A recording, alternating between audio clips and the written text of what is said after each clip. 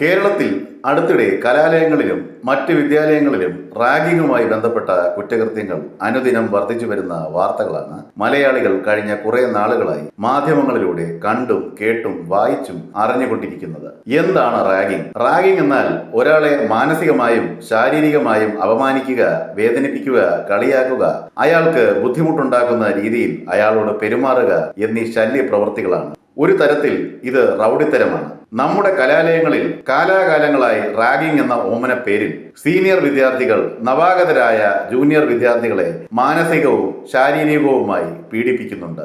ഏതെങ്കിലും വിദ്യാർത്ഥി മരണപ്പെടുമ്പോഴോ ശക്തമായ പരാതി ഉണ്ടാകുമ്പോഴോ മാത്രമേ നമ്മുടെ സർവകലാശാല, കോളേജ്, സ്കൂൾ അധികൃതരും പോലീസും മാധ്യമങ്ങളും ഉണരുകയുള്ളൂ. നവാഗതരായ വിദ്യാർത്ഥികളുടെ സഭാകമ്പവും പേടിയും മാറ്റിയെടുത്ത് അവർക്ക് ആത്മവിശ്വാസം ഉണ്ടാക്കി കൊടുക്കാനും അവർക്ക് സീനിയർ വിദ്യാർത്ഥികളെ പരിചയപ്പെടാനുമുള്ള ഒരു അവസരമായാണ് റാഗിങ്ങിനെ അനുകൂലിക്കുന്നവർ പറഞ്ഞു പരത്തുന്ന മഹാനുണ. ഒരാളെ പരിചയപ്പെടാൻ അയാളെ വേദനിപ്പിച്ചും അപമാനിച്ചും ഒരിക്കലും അയാളുടെ വിശ്വാസ്യതയും ബഹുമാനവും നേടാൻ സാധിക്കില്ല എന്ന വസ്തുത എന്ന് നമ്മുടെ വിദ്യാർത്ഥികളും അധ്യാപകരും സർവകലാശാല അധികൃതരും വിദ്യാഭ്യാസ വകുപ്പും മനസ്സിലാക്കും. ഒരു കൂട്ടം വന്യമൃഗങ്ങൾ ഇരയെ വേട്ടയാടും പോലെയാണ് സീനിയർ വിദ്യാർത്ഥികൾ നിരാലംബരായ ജൂനിയർ വിദ്യാർത്ഥികളെ ക്രൂരമായി ഉപദ്രവിക്കുന്നത്. കേരളം ഇപ്പോഴും വയനാട് പൂക്കോട് വെറ്റിനറി കോളേജിൽ റാഗിങ്ങിൽ മനം നൊന്ത് ജീവനൊടുക്കിയ വിദ്യാർത്ഥിയായ സിദ്ധാർത്ഥന്റെ കഥന എല്ലാ മാധ്യമങ്ങളിലൂടെയും ചർച്ച ചെയ്യുന്നു. സിദ്ധാർത്ഥന്റെ മാതാപിതാക്കളുടെ കണ്ണുനീർ ഇപ്പോഴും വറ്റിയിട്ടില്ല. നീതിക്കായി അവർ മുട്ടാത്ത വാതിലുകളില്ല. അവരുടെ വീട് സന്ദർശിക്കാത്ത രാഷ്ട്രീയ നേതാക്കളില്ല, മാധ്യമങ്ങളില്ല. സിദ്ധാർത്ഥൻ മരണപ്പെട്ടിട്ട് 1 വർഷം ഇന്നലെ തികഞ്ഞു. എന്നിട്ടും ആ സമർത്ഥനായ വിദ്യാർത്ഥിയെ അതിക്രൂരമായി പീഡിപ്പിച്ച് അവന്റെ ജീവൻ അപഹരിച്ച സീനിയർ വിദ്യാർത്ഥികളെല്ലാം ജാമ്യത്തിൽ പുറത്ത് സ്വതന്ത്രരായി വിലസുകയാണ്. കേസിൽ സാക്ഷി പറഞ്ഞ മറ്റ് വിദ്യാർത്ഥികളെ അവർ യഥേഷ്ടം ഭീഷണിപ്പെടുത്തുന്നു, സ്വാധീനിക്കുന്നു. ഒരു വിദ്യാർത്ഥി സംഘടനയുടെ പിന്തുണയോടെ ഒരു പറ്റം സീനിയർ വിദ്യാർത്ഥികൾ ദിവസങ്ങളോളം സിദ്ധാർത്ഥനെ അതിഭീകരമായി മർദ്ദിക്കുകയും തടങ്കലിൽ പാർപ്പിച്ച് മാനസികമായും ശാരീരികമായും പീഡിപ്പിക്കുകയും ചെയ്തു. സിദ്ധാർത്ഥന് മുൻപും ശേഷവും സമാനമായ റാഗിംഗ് കുറ്റകൃത്യങ്ങൾ കേരളത്തിൽ അരങ്ങേറി. ഏറ്റവും ഒടുവിൽ കോട്ടയത്തെ സർക്കാർ നഴ്സിംഗ് കോളേജിലാണ് ഈ നരവേട്ട അരങ്ങേറിയത്. ആതുര സേവന രംഗത്ത് മാതൃകയാകേണ്ട നഴ്സിംഗ് വിദ്യാർത്ഥികളാണ് ഇത്തവണ ഭീകരാന്തരീക്ഷം സൃഷ്ടിച്ച് വാർത്തയിൽ ഇടം നേടിയത്. ഇങ്ങനെ ഒട്ടനവധി റാഗിംഗ് സംഭവങ്ങൾ കേരളത്തിനകത്തും പുറത്തും അനുദിനം നടക്കുന്നുണ്ട്. പക്ഷേ അതിൽ റിപ്പോർട്ട് ചെയ്യപ്പെടുന്നവ വളരെ ചുരുക്കമാണ് എന്നതാണ് വസ്തുത. റാഗിംഗ് സംഭവങ്ങൾ മറച്ചു വയ്ക്കുകയും ഒതുക്കി തീർക്കുകയും ചെയ്യുന്ന ഒരു നയമാണ് നമ്മുടെ കോളേജ് അധികാരികളും സർവകലാശാല അധികൃതരും കൈക്കൊള്ളുന്നത്. രാഷ്ട്രീയ സ്വാധീനം, ഭീഷണി, അഴിമതി എന്നീ കാരണങ്ങൾ കൊണ്ടാണ് അധികൃതർ ഇത്തരം കുറ്റകൃത്യങ്ങളിൽ മൗനം പാലിക്കുന്നത്. റാഗിങ്ങിനെതിരെ പരാതിപ്പെടാൻ ധൈര്യപ്പെടുന്ന വിദ്യാർത്ഥികളെയും രക്ഷിതാക്കളെയും ഒറ്റപ്പെടുത്തുകയും പ്രതികാര മനോഭാവത്തോടെ കൈകാര്യം ചെയ്യുകയും ചെയ്യുന്ന ഒരു ശൈലിയാണ് നമ്മുടെ അധികൃതർ സ്വീകരിച്ചിരിക്കുന്നത്. ഇതിൽ നിന്നും മനസ്സിലാക്കേണ്ടത് അധികൃതർ അഴിമതിക്കാരും ഭീഷണിക്കും സ്വാധീനത്തിനും വശംവദരാകുന്നവരുമാണ് എന്നാണ്. അവർക്ക് തങ്ങളുടെ സ്ഥാനമാനങ്ങൾ പ്രിയപ്പെട്ടതാണ്. സ്ഥാനക്കയറ്റത്തിനും ശമ്പള വർധനവിനും സ്ഥലം മാറ്റത്തിനും അവർക്ക് രാഷ്ട്രീയ ബന്ധങ്ങൾ അനിവാര്യമാണ്. രാഷ്ട്രീയ നേതാക്കളെ അവർക്ക് പിണക്കാൻ കഴിയില്ല. അതിനാൽ അവർ കൊണ്ടുവരുന്ന ഏത് ശുപാർശയും അവർ സ്വീകരിക്കും. റാഗിംഗ് കണ്ടിട്ടും അതിനെതിരെ ഒരു നടപടിയും എടുക്കാതിരിക്കുന്ന അധികൃതർക്കെതിരെ ശക്തമായ നിയമ നടപടികൾ സ്വീകരിക്കേണ്ട സമയം അതിക്രമിച്ചിരിക്കുന്നു. വീഴ്ച വരുത്തുന്ന അധികാരികളെ തൽസ്ഥാനത്ത് നിന്നും ഉടനടി നീക്കം ചെയ്യണം. ഇനി ഒരിക്കലും അവർ അത്തരം സ്ഥാനത്ത് എത്താതിരിക്കാനുള്ള നടപടികൾ സർക്കാർ, സർവകലാശാല, കോടതികൾ എന്നിവയുടെ സഹായ സഹകരണത്തിലൂടെ കർശനമായി നടപ്പാക്കണം. നിലവിൽ വീഴ്ച വരുത്തുന്ന അധികൃതർക്ക് സസ്പെൻഷൻ മാത്രമാണ് ശിക്ഷ. ഇവർ കുറച്ചു നാളുകൾ കഴിഞ്ഞ് ആനുകൂല്യങ്ങളെല്ലാം കൈപ്പറ്റി പ്രമോഷനോടുകൂടി സേവനത്തിൽ നിന്നും വിരമിക്കുകയും ചെയ്യും. പൂക്കോട് വെറ്റിനറി കോളേജിലെ സിദ്ധാർത്ഥന്റെ കേസിലും കുറ്റക്കാരായ കോളേജ് അധികൃതർക്കെതിരെ നമ്മുടെ നിയമം ഒരു ചെറുവിരൽ പോലും അനക്കിയില്ല.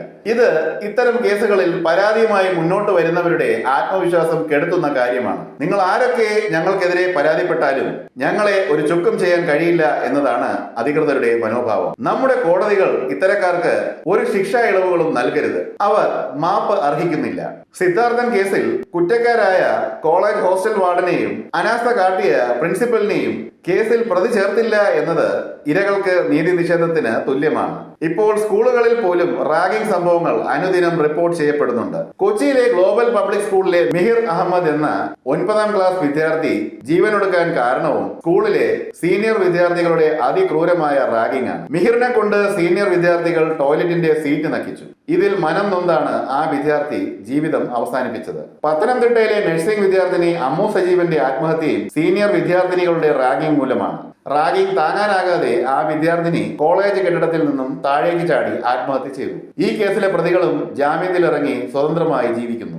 ഈ സംഭവങ്ങളുടെ ഞെട്ടൽ മാറുന്നതിന് മുൻപാണ് കോട്ടയം നഴ്സിംഗ് കോളേജിലും തിരുവനന്തപുരം ശ്രീകാര്യം ഗവൺമെന്റ് എഞ്ചിനീയറിംഗ് കോളേജിലും പാറശാല CSI ലോ കോളേജിലും മറ്റ് പല വിദ്യാലയങ്ങളിലും റാഗിംഗ് സംഭവങ്ങൾ അരങ്ങേറിയത്. എന്തൊക്കെ ഭീകര കുറ്റകൃത്യങ്ങൾ ചെയ്താലും തങ്ങളെ സംരക്ഷിക്കാൻ രാഷ്ട്രീയ സാമുദായിക നേതാക്കൾ ഉണ്ടാകും എന്ന ആത്മവിശ്വാസമാണ് റാഗിംഗ് കേസിലെ പ്രതികളുടെ ശക്തി. റാഗിങ്ങും മറ്റേതൊരു ക്രിമിനൽ കുറ്റം പോലെ തന്നെയാകുന്നു എന്നാണ് 2011 റാഗിംഗ് വിരുദ്ധ നിയമം അനുശാസിക്കുന്നത്. ഈ നിയമപ്രകാരം റാഗിങ്ങിൽ നേരിട്ടോ പരോക്ഷമായോ പങ്കെടുക്കുകയും പ്രേരിപ്പിക്കുകയും സംഭവം മറച്ചുവെക്കുകയും ചെയ്യുന്ന വിദ്യാർത്ഥികൾക്കും അധ്യാപകർക്കും കോളേജ് സർവകലാശാല അധികൃതർക്കും കഠിന തടവും പിഴയും ഉൾപ്പെടെയുള്ള ശിക്ഷകൾ ലഭിക്കുന്നു. റാഗിംഗ് കുറ്റകൃത്യത്തിൽ ഏർപ്പെടുന്ന വിദ്യാർത്ഥികൾക്ക് തുടർ പഠനവും നിയമം വിലക്കുന്നു. ഇവരെ ഒരു നിശ്ചിത കാലയളവ് വരെ സർവകലാശാലകളിൽ നിന്നും വിലക്കാൻ നിയമത്തിന് കഴിയും. റാഗിംഗ് ഒരു ജാമ്യമില്ല കുറ്റകൃത്യമാണ്. റാഗിങ്ങിനെതിരെ പരാതി പറയാൻ ഉടനെ തന്നെ ജുഡീഷ്യൽ കമ്മീഷൻ വരും. വിദ്യാർത്ഥികൾക്ക് നിർഭയമായി തന്നെ കമ്മീഷനിൽ പരാതിപ്പെടാം. ഇരകൾക്ക് പൂർണ്ണ സംരക്ഷണം കമ്മീഷൻ ഉറപ്പാക്കുമെന്ന് ഉന്നത വിദ്യാഭ്യാസ മന്ത്രി ഡോക്ടർ ആർ ബിന്ദു പ്രസ്താവിച്ചു. നെഹ്റു കോളേജിൽ റാഗിങ്ങിനെ തുടർന്ന് വിദ്യാർത്ഥിയായിരുന്ന ജിഷ്ണു പ്രണോയ് കൊല്ലപ്പെട്ടതിനെ തുടർന്ന് നിയോഗിക്കപ്പെട്ട justice K Dineshan commission judicial കമ്മീഷനെ നിയോഗിക്കാനുള്ള ശുപാർശ 2018 സർക്കാരിന് മുൻപിൽ സമർപ്പിച്ചിരുന്നുവെങ്കിലും വർദ്ധിച്ചു വരുന്ന റാഗിംഗ് സംഭവങ്ങൾ കാരണം ഇപ്പോഴാണ് സർക്കാർ ഈ വിഷയത്തിൽ അടിയന്തര തീരുമാനം കൈക്കൊള്ളാൻ തീരുമാനിച്ചത്. വിരമിച്ച ജില്ലാ ജഡ്ജിമാരുടെ അധ്യക്ഷതയിൽ സംസ്ഥാനതല ജില്ലാ തലത്തിൽ അർദ്ധ ജുഡീഷ്യൽ അധികാരത്തോടെയുള്ള ഓംബുഡ്സ്മാൻ സംവിധാനം വേണമെന്നാണ് കമ്മീഷന്റെ ശുപാർശ. കോളേജിലെ ആന്റി റാഗിംഗ് സമിതികൾ വെറും റബ്ബർ സ്റ്റാമ്പ് മാത്രമാണ്. പല കലാലയങ്ങളിലും കോളേജുകളിലും ഇത് നിലവിൽ പോലുമില്ല. ചെറിയ റാഗിംഗ് സംഭവങ്ങൾ സ്ഥാപനത്തിനുള്ളിൽ തന്നെ ഒതുക്കി തീർക്കുന്നതാണ് പലയിടത്തും നടക്കുന്നത്. വലിയ ക്രൂരതകൾ മാത്രമാണ് പുറത്തറിയുന്നത്. പരാതികൾ പോലീസിൽ അറിയിക്കാതെ ഇരിക്കുന്നതും കുറ്റമാണ്.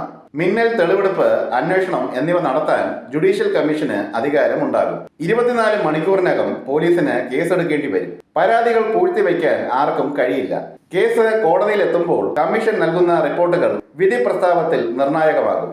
റാഗിങ്ങിന് 2 വർഷം തടവും പിഴയും വിധിക്കാം. മുറിവേൽപ്പിക്കലിന് 10 വർഷം വരെ തടവും വിധിക്കാം. റാഗിംഗ് സംബന്ധിച്ച പരാതി കോളേജ് അധികൃതർ അവഗണിച്ചാൽ പ്രതിക്ക് നൽകുന്ന അതേ ശിക്ഷ അവർക്കും നൽകും.